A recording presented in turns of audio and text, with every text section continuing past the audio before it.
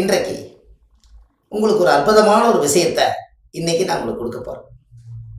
உங்கள் வாழ்க்கையில் நீங்கள் நல்லா தெரிஞ்சுக்கலாம்.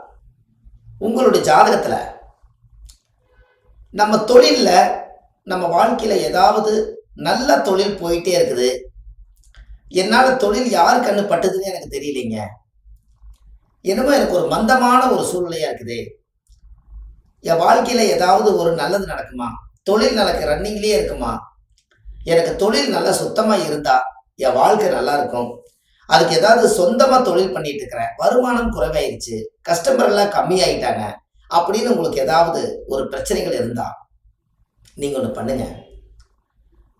வராகி சுவாமிக்கு செவ்வாழைப்பழம் செவ்வாய்க்கிழமைக்கு வச்சு கும்பிடுங்க.